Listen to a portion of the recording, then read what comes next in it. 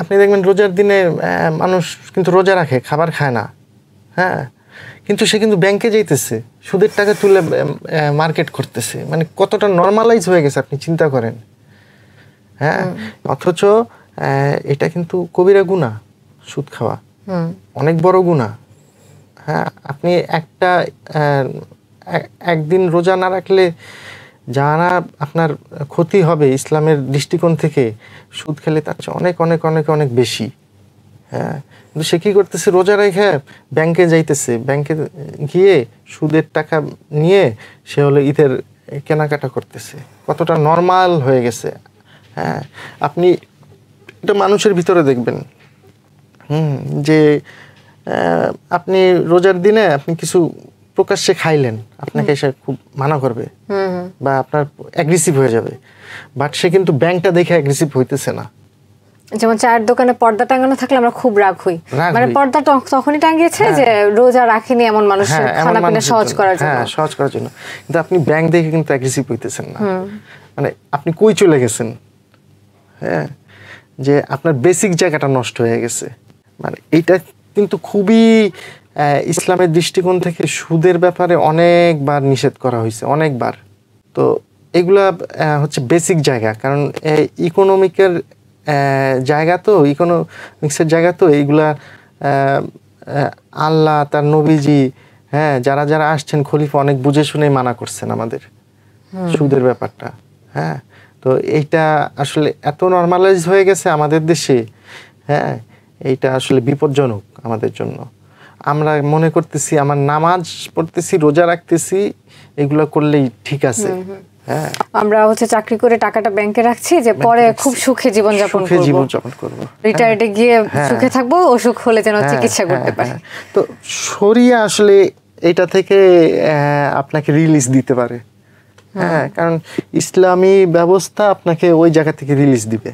কিন্তু ব্যাংক ছাড়া ধরেন যে শরিয়া এসে ব্যাংক বন্ধ করে দিল বা সুদের বিষয়টাকে বন্ধ করে দিল, তো সুদের বিষয়টাতে আমি না যাই, ব্যাংকের বিষয়টা বন্ধ করলে কি বাংলাদেশের রাষ্ট্র ব্যবস্থার যে অর্থনৈতিক ব্যবস্থা, আমরা একটা রাষ্ট্র গঠনের পেছনেও টাকার প্রয়োজন হয়, একটা কোনো একটা প্রজেক্ট নির্মাণে, তখন সেই টাকার আমরা তো এটা একটা দিতে পারি, উদাহরণ দিতে পারি যে আমি টাকা কোথায় রাখবো বা আমার সিকিউরিটি কোথায়, আমি কোথায় রাখবো আমার পরের জমিয়ে, তখন আপনি কি করবেন? আমরা আদৌ কি মানতে পারবো এই বিষয়টা? না, দেখেন, রাষ্ট্র তো নিজেই সুদের উপর টাকা ছাপাইতেছে, রাষ্ট্র নিজেই। কিন্তু ওই জায়গাটা কিরকম, ওই জায়গায় গেলে কিরকম দেখায় যে এই জামাটা আমি পরতেছি, এটা তো একটা ইহুদি বানাইছে, মানে এটা জটিলই হবে। হ্যাঁ, আমি বলতেছি ব্যক্তি পর্যায়ের কথা। রাষ্ট্রের ওই জায়গায় আসলে রাষ্ট্র, শরিয়া রাষ্ট্র বলেন বা রাষ্ট্র একটা ব্যবস্থা করে নিবে।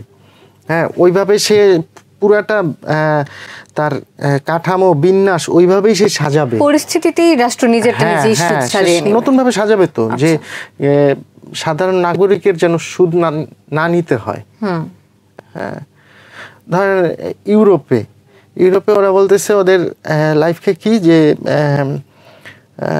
কল্যাণকর রাষ্ট্র, এটা বলতেছে ওরা সোশ্যাল ওয়েলফেয়ার কান্ট্রি। হ্যাঁ, তো ওইখানে কি আপনাকে কিন্তু ব্যাংকে টাকা জমানো লাগতেছে না। হ্যাঁ, আপনাকে কিন্তু এই যে আমাদের যেমন জমানোর অভ্যাস, হ্যাঁ, কারণ আমি জানি যে বৃদ্ধ বয়সে আমাকে রাষ্ট্র দেখবে না।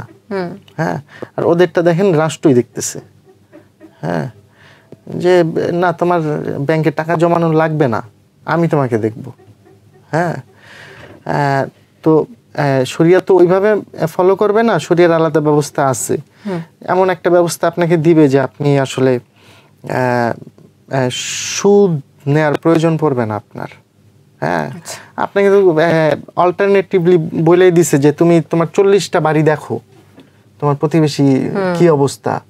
হ্যাঁ, আপনি ওইগুলো ফলো করেন, তাহলে তো আপনারা বলা আছে যে খাবারের তরকারির ঝোল বাড়িয়ে দাও যেন প্রতিবেশীকে দেওয়া যায়। আপনি যদি বৃদ্ধাশ্রমের তো জন্মই হয় না, আপনি নর্মালি আসলে যেটা হয় কি, মুসলিমদের আলাদা কিছু কালচার থাকে। হ্যাঁ, মানে ওইটা ধর্ম থেকেই আসে। যেমন মুসলিমরা ফ্যামিলি ওরিয়েন্টেড, মুসলমানদের কাছে ফ্যামিলি সবচেয়ে বেশি। এটা আপনি তুর্কমেনিস্তান যান, পাকিস্তান যান, তারপর ধরেন আলবেনিয়া বলেন বা তুরস্ক বলেন বা নাইজেরিয়া বলেন, যার মুসলিম ফ্যামিলি আগে, এইটা এই ব্যাপারগুলো ওই রকমই, ওইভাবেই আপনার তৈরি করা হবে। হ্যাঁ, তো এইটা যারা ভালো বলতে পারবে, যারা ইসলামী অর্থনীতি বিশেষজ্ঞ, হ্যাঁ, তারা এটা সলিউশন দিতে পারবে। হ্যাঁ, আর মডার্ন ওয়ার্ল্ডের ব্যাপার হয়েছে কি, মডার্ন ওয়ার্ল্ডে আপনি যদি এখন চিন্তা করেন যে ইউটিউবটা বানাইছে ইহুদি, হ্যাঁ, ফেসবুকটা ইহুদি বানাইছে, হ্যাঁ, আমি এটা নিব না, এইটা আমার মনে হয় না এত এক্সট্রিমিস্ট হওয়ার দরকার আছে। আমরা তো ফেসবুক ইউটিউব থেকেও অনেক ধর্মীয় বিষয় থেকে শিক্ষা নিতে পারছি। হ্যাঁ, এটা হচ্ছে আমার, মানে আমি যেভাবে গ্রহণ করব এটা আমার জন্য ঠিক সেভাবেই প্রভাব ফেলবে। হ্যাঁ, তো আপনি দেখবেন মুসলমানদের সামনে দুইটা দেশের উদাহরণ খুব বেশি টানা হয়, মালয়েশিয়া, তুরস্ক। হ্যাঁ, কারণ ওরা হচ্ছে মধ্যপন্থায় আগায়া নিজের চেষ্টায় উন্নত করা দেশ। হ্যাঁ, ওরা শিক্ষিত। হ্যাঁ, তো বাংলাদেশে আসলে ওইটাই দরকার, যে একটা জেনারেশন যারা আধুনিক শিক্ষায় শিক্ষিত, হ্যাঁ, বাট মুসলমান, ইসলামের পক্ষে কথা বলে, এমন কিছু করে না যেটা ইসলামের বিপক্ষে যায়। হ্যাঁ, ওই জেনারেশনটা আসা প্রয়োজন। আমি হোপফুল জেনজি এরকম। হ্যাঁ, তো যেটা মালয়েশিয়ায় ওই জেনারেশনটাই আগায় নিয়ে আসছে, তুরস্কে ওই জেনারেশনটাই আগায় নিয়ে আসছে। হ্যাঁ, যে হ্যাঁ সে সায়েন্টিস্ট হইতে গেলে এথিয়েস্ট হইতে হবে, আমাদের দেশে সেকুলাররা যেরকম এস্টাবলিশ করছে, বিজ্ঞান মনস্ক। হ্যাঁ, কিন্তু আপনি ভিতরে ঢুকে এথিইজম, বিজ্ঞানের কিছুই নেই। হ্যাঁ, যেটা এস্টাবলিশ করছে ওই দেখবেন মালয়েশিয়ায় বা তুরস্কে, হ্যাঁ, বা ইন্দোনেশিয়া, এরা হচ্ছে সায়েন্টিস্টগুলি অনেক নামাজ রোজা করতেছে, প্র্যাকটিসিং মুসলমান। তো ওইটা এস্টাবলিশ করা জরুরি, যে তুমি প্র্যাকটিসিং মুসলমান হয়েও সায়েন্সে অনেক ভালো হইতে পারো। এমন একটা জেনারেশন আমাদের দরকার, যারা আসলে বর্তমান যে পড়াশোনা যেটা সারা পৃথিবীতে চলতেছে, তারা এআই নিয়ে জানে, তারা মাইক্রোচিপ নিয়ে জানে, সেমিকন্ডাক্টর নিয়ে জানে। হ্যাঁ, বাট মুসলমানদের যে অধিকার, মুসলমানদের যে পরিচয়, ইসলাম ধর্মের যে জীবনধারা, সেটাও তারা ফলো করে।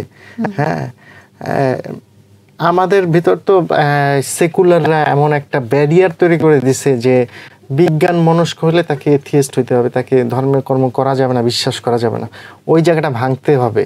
হ্যাঁ, ওই জেনারেশনটা আসতে হবে, যে যারা একই সাথে বিজ্ঞানও পড়তেছে এবং ধর্মকর্মও করতেছে। হ্যাঁ, যেমন নিউটন কিন্তু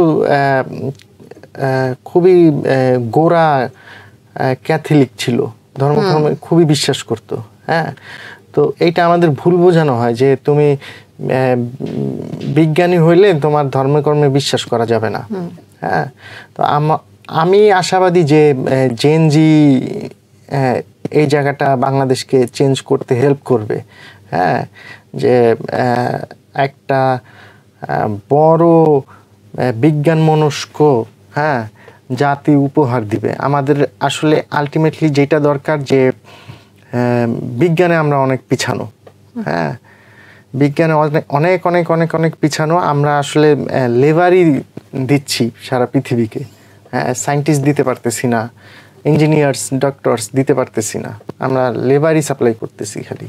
এবং আমরা পৃথিবীর সবচেয়ে সস্তা শ্রমের একটা দেশ। হ্যাঁ, ওই জায়গা থেকে আমরা বের হইতে চাই।